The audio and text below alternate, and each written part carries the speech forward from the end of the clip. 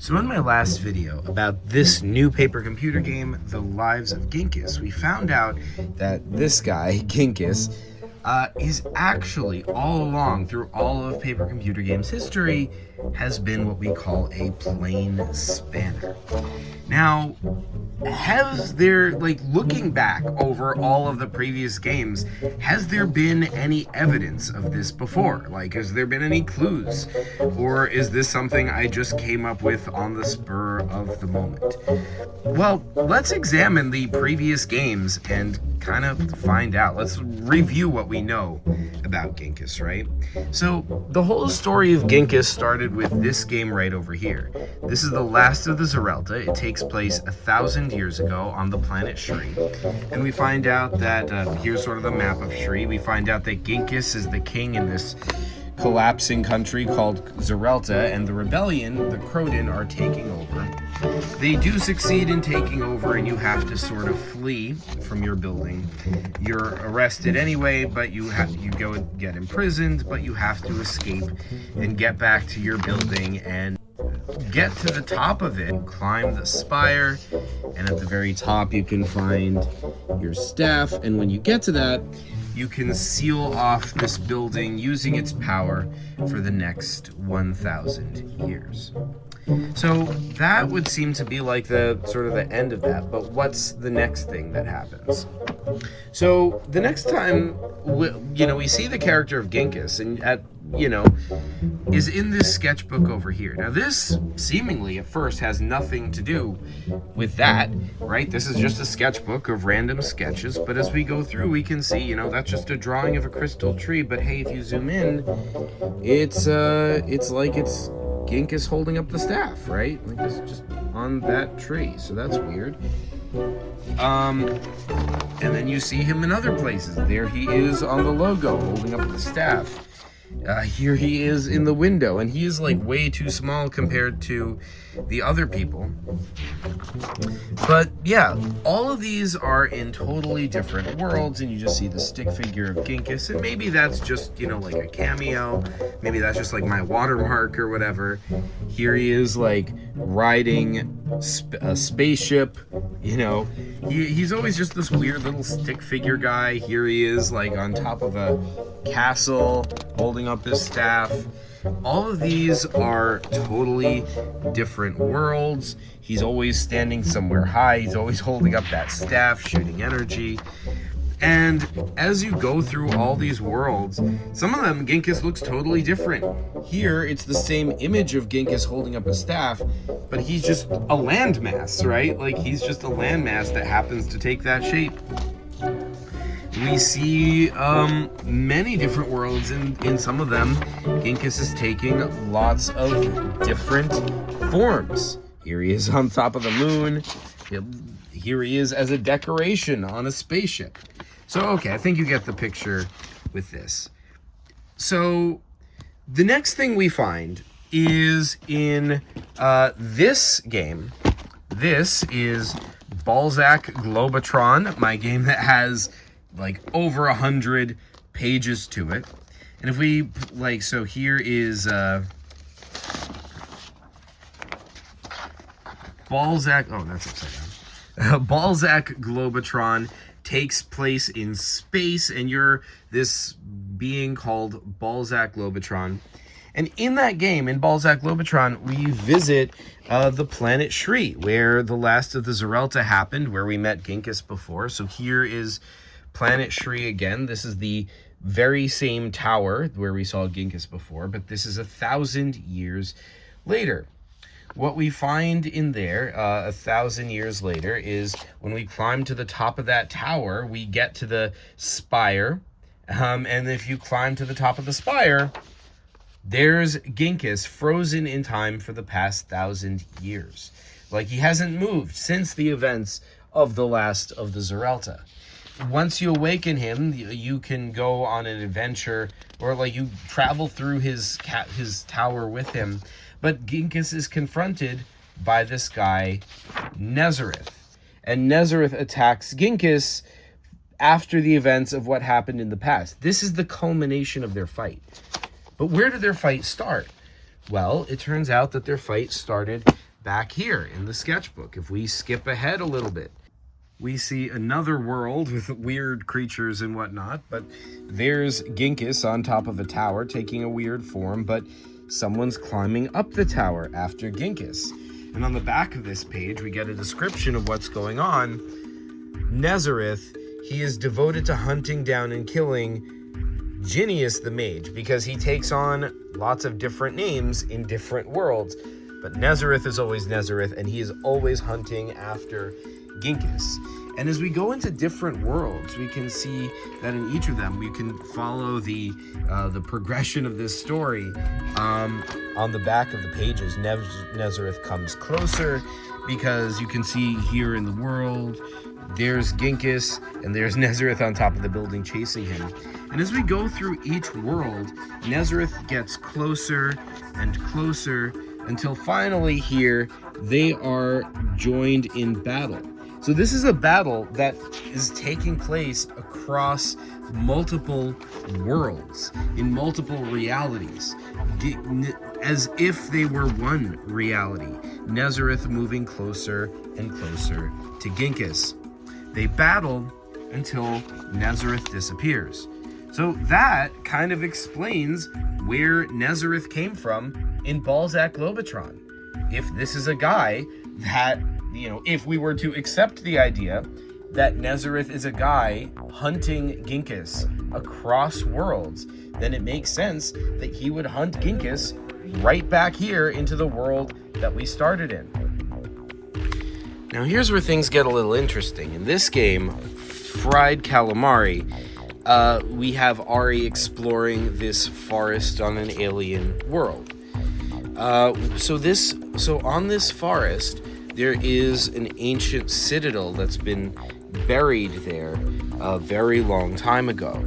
And this ancient citadel, it contains evidence that there was once a man called Ganakos who lived there. Now, bear in mind, this is the exact same universe where The Last of the Zerelta takes place and where Balzac Globotron takes place. So this is the same, world as the Ginkus we know. But this citadel was abandoned long before the era of Last of the Zerelta, long before the 1,000 years ago. This is centuries before that. There's a different man named Ganakos, but he bears some striking similarities to Ginkus. He is also sort of a unifying figure who tries to bring his people together and plays a large role in forming the tribe that would eventually turn into the Zerelta that Ginkus is the last king of. So that's interesting.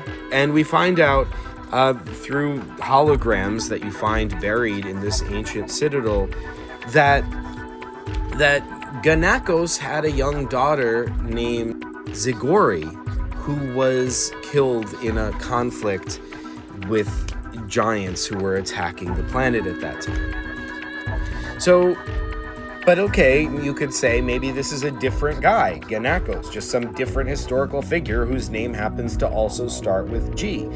Well, let me direct you back to Balzac Globotron, because later in the game, in Balzac Globotron, we find out, we visit this world, which is called Shanxi. It's sort of a world made up of many different chunks of earth connected by metallic tubes. And on one of these many locations on Shanxi, there is a lab called Future Lab. And Ginkus has an office there. Our regular Ginkus, the same Ginkus, which is the last of the Zerelta, the king of the Zerelta.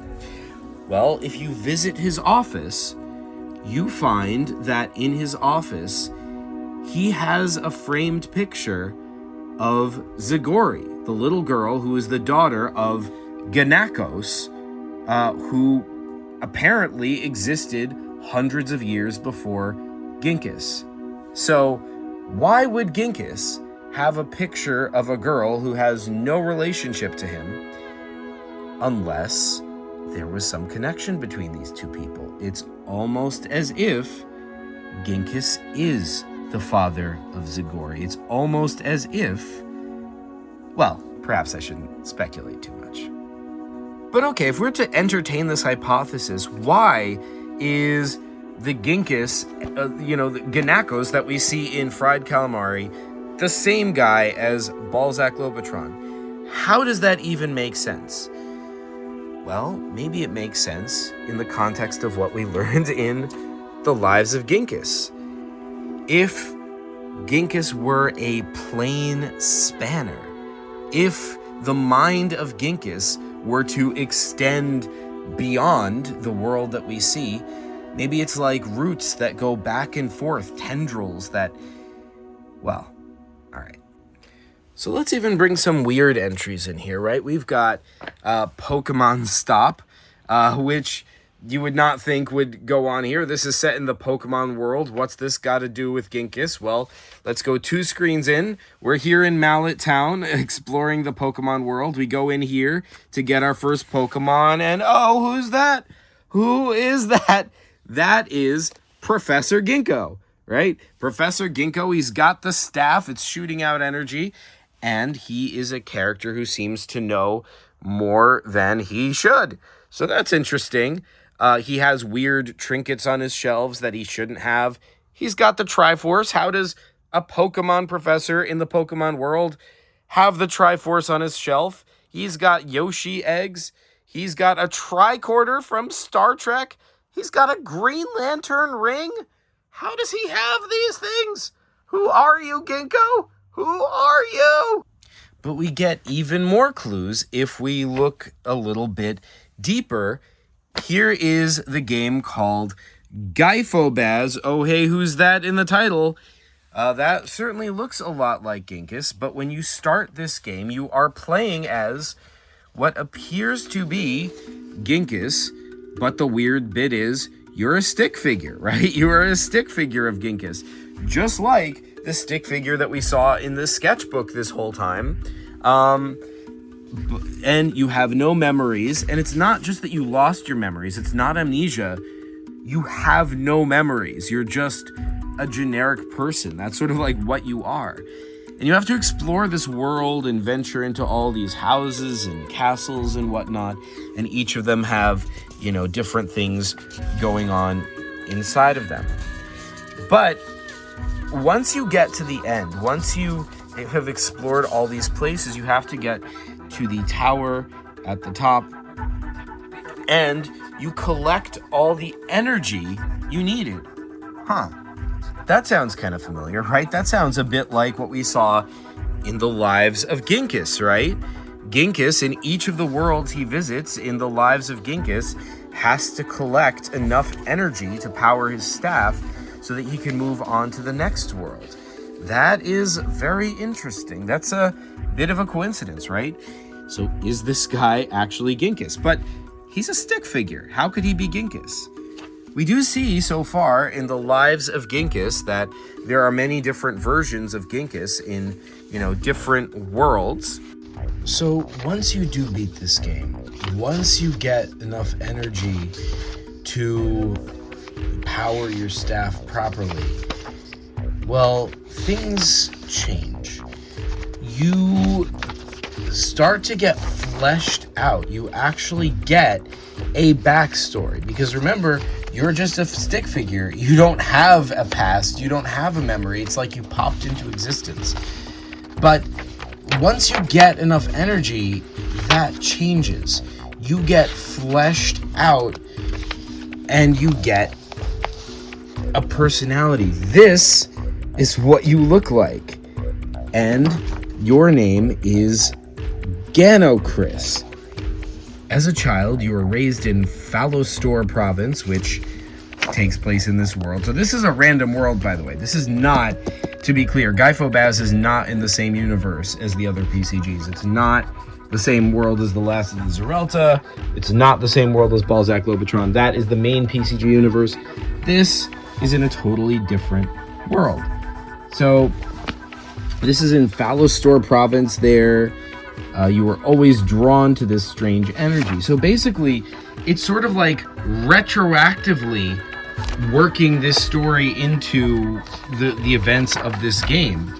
where we remember, like, we played the game as like the stick figure, but what this is telling us is that he always looked like this, like retroactively, he now always looked like this guy, and he was born in this province, and he had this whole story where he was drawn to the tower by the energy there, and you feel that perhaps you can change the world now. So that is interesting. This is actually something different than what we've seen in the lives of Ginkus so far. We've seen Ginkus travel into other worlds, connect with versions of himself that already existed in those worlds, but we have not so far seen anything like this, where you start as a stick figure and you later get fleshed out. But that does kind of square, interestingly, with what's going on in this sketchbook, where we see lots of Ginkuses that just look like stick figures, or that are way too small or way too big. Gyphobaz fits right in with that kind of Ginkus. So it's almost as if, I wonder what we might find out as we continue exploring the lives of Ginkus. Now, important to note, there have been a lot of little appearances of Ginkus here. I can't possibly include them all. I will just point out that there have been, for example, lots of my mini PCGs that you see in some of my YouTube shorts on this channel. You see more instances of Ginkus in other worlds. You know, there's Ginkus in the background on top of a hill, Ginkus on top of a building, Ginkus on top of another building. These are Ginkuses in all different worlds. These are just 3 examples, but there are many among my mini PCGs. You can feel free to review them and find all the Ginkuses. And there are so many more. I'm barely showing you all the Ginkuses. I'm not showing you all the Ginkuses that are in all of these sketches, and I have multiple other sketchbooks which also have Ginkuses and continue the story of this Ginkus. But there is a lot of Ginkuses across a lot of worlds that we've seen. Way too many to show here. But okay, if we were to try to assemble this into some sort of a timeline of events, of how things, of Ginkus in the universe, it would start with the last of the Zerelta. Obviously, that's his first appearance. That's where everything is sort of radiating outward from. And that it goes up to the present day with Balzac Globotron. So this is 1,000 years ago. This is the present day. This is both the same Ginkus. But we know that because when Ginkus first met Nezareth, it was in between. When Ginkus was sealed away in the tower for 1,000 years, and before he was awakened, he was in all different worlds and encountered Nezareth for the first time, a battle which would be finished here. Now, we know that the events of fried calamari, well, that's also in the present day like Balzac Globotron, but we find out about Ganakos, who lived thousands of years before the last of the Zerelta. So, okay, where does everything else fit into that? Well, Gyphobaz probably sits somewhere in this same era, where in between Ginkus putting himself in stasis and waking up, it's another Ginkus in another world during this whole, sketchbook era, when we're seeing all these different Ginkuses in different worlds. Pokemon Stop would probably also fit into this same general era, as well as these micro PCGs are, also fitting roughly in the same place. But crucially, let's not forget the lives of Ginkus. The lives of Ginkus starts right at the end of the last of the Zerelta. It covers Ginkus starting to go into lots of other worlds, and we'll sort of see what happens. So yeah, here is our sort of Ginkus timeline over here. Many thousands of years ago, 1,000 years ago, this is in between, and this is present day. Yeah. So yeah, that's kind of all I've got to show you guys for today. But yeah, thanks for watching. PCG later.